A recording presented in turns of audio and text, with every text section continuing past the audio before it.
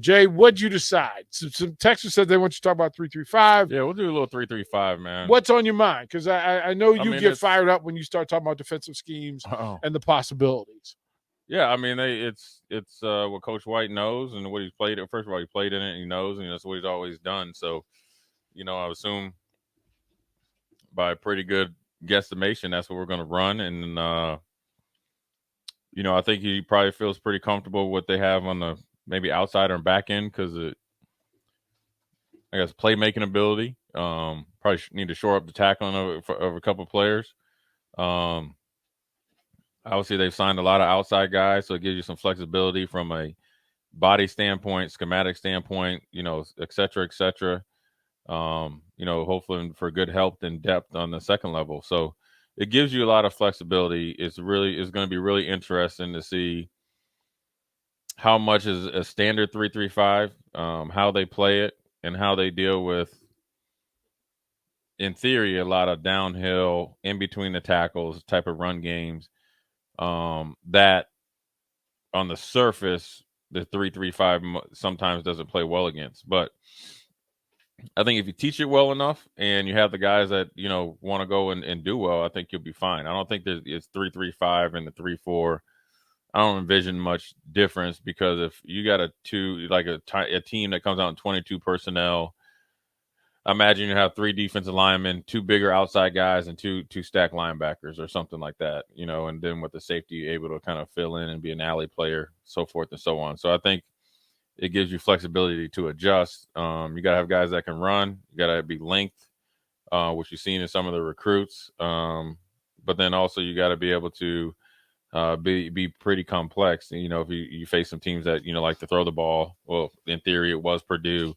You never know what Wisconsin's going to do because they just landed 4 quarterbacks through the portal. So, first and foremost, we have to be able to stop the run. That starts up front with the defensive line. So it doesn't matter if it's 3 guys or 2 guys if it's nickel, or 4 defensive linemen. So, I think Coach White knows every scheme out there. You can have 3-3-5 personnel, but you can play 4-3 front. You can play a 3-4 front. You can do a multitude of things. So ultimately, the players have got to play, and they got to get them ready to play. I'm just really interested to see, what it looks like going into the, I guess, spring ball at the, what it looks like. You can get a little bit of guesstimation, but then what it looks like that first game, because you coming out the gate, you got Minnesota, that's an established program, good offensive line, quarterback's gone, Tanner Morgan, but the guy behind him is probably really more explosive and more of a threat. Gave some problems here, yeah. And they always are going to have a running back, and they're going to get healthy with their big-time receivers, not one receiver, receivers, along with the up-and-coming defense. Scheme-wise, they're a problem for Nebraska. Or they were the mid-zone, and they just kept running, and they just out-formation Nebraska kind of, banana in the tail piped them. Nebraska came and played well the first half, but then Minnesota made an adjustment, and Nebraska never really adjusted both in schematics and also the players, and so it'll be interesting to see what Coach White and staff does and, where he takes it. And it's just the first, step. But, at Nebraska, you don't have a year off to kind of, lose the whole thing. You got to come out winning. How difficult is it with a new coaching staff implementing an entirely new system, entirely new verbiage, entirely new workout programs, nutritional suggestions and workspace, practice routines and drills, all of those things in place. And the thing about the 3-2-5 is that, as you said, it is fluid. It is fluid. It never should look the same. That takes longer to teach. It takes longer to coach because you need more players who do more things differently and better than they ever have before. How long do you think it'll take for them to get this new system into the hands and minds of these new Huskers? I think it's a match kind of made in the sense of it's only going to take as long as the players and the coaches, make it, because it's a relationship, right? So you want the players to be able to be attentive and want to learn more. You should, everybody's starting with the blank slate. So you got to compete in the classroom. You got to compete in the weight room, all that stuff. So it's going to take a little time to get the true confidence in that, and that's the chicken and the egg thing. Do you need success or realize success before you really confident in it? But ultimately, it is defense now. I mean, let's not make this into something that it's not. And so, I think that the players, obviously are going to have to embrace it, step up and learn it. And I think being fixated on what the base alignment 3-3-5 would probably do yourself, injustice. Now, granted, in theory, right, the 3-3-5 is better against spread teams. So that'd be like the Big 12, Pac-12, and all that, because it gives you kind of more smaller athletic hybrid types out there. But if you have it and you can adjust it, then you can play against the run. At the end of the day, well, you're moving people around, which yeah, makes you a little bit at the a little end, bit more helpful. At the end of the day, we have got to be physical. That's number one, and we have got to be able to get off blocks. Number two, and we have got to be able to finish. So it doesn't matter. Is the 3-3-5 a physical defense? Defense is physical if you make it. Ask Michigan. But I mean, Michigan put up a lot of yards, but yeah, I mean, you can bring it to them, but I mean, ultimately, it's different depending on the personnel.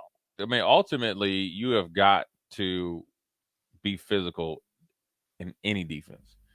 You couldn't be running. You're like, okay, so here's an example at the pro level. Buffalo generally runs like a nickel defense, 4-2. Mm-hmm. You got to be physical. They weren't physical at times, against the Dolphins when they played on Christmas Day. They weren't physical at times. So you've got to be physical.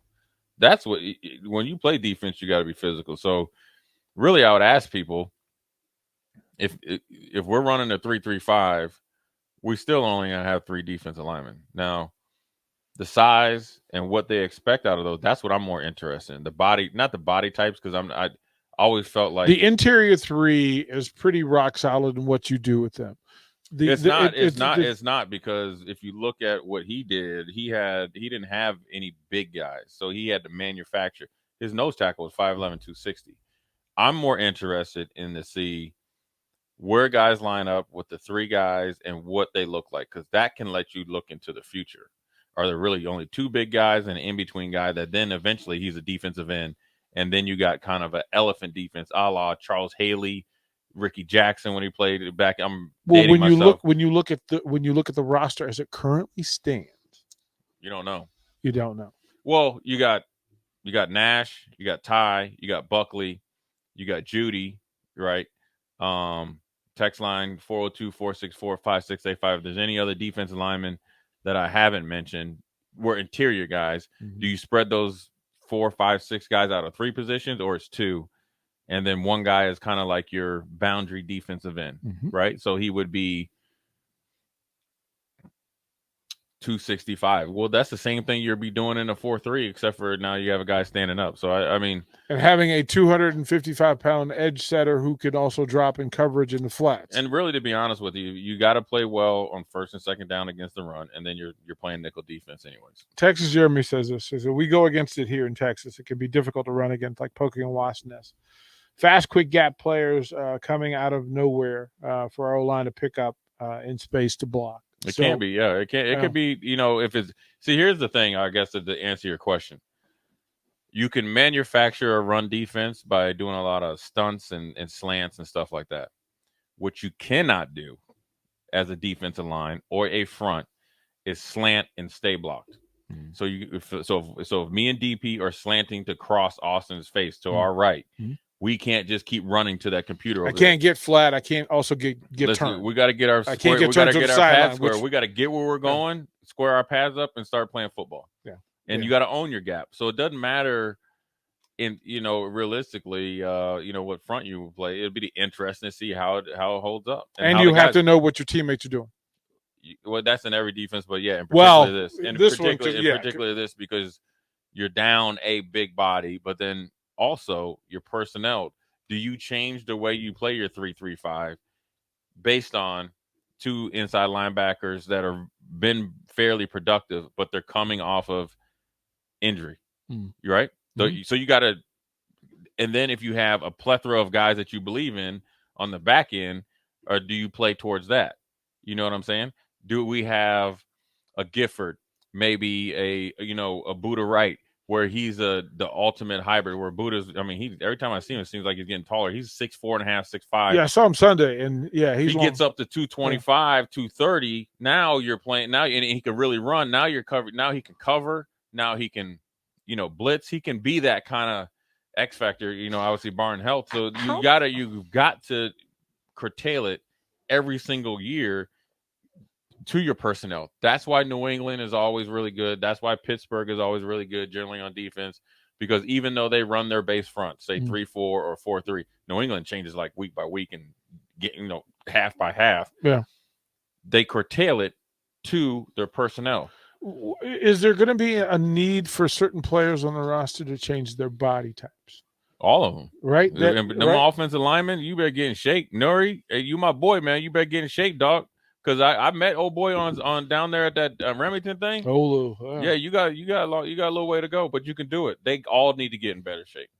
Can it be done in 4 months? Most definitely. The games don't start until August. So how many months is that? Well, 7 months. Can it be? Can it be done? Starts right. Yeah, it should have started after the season was over.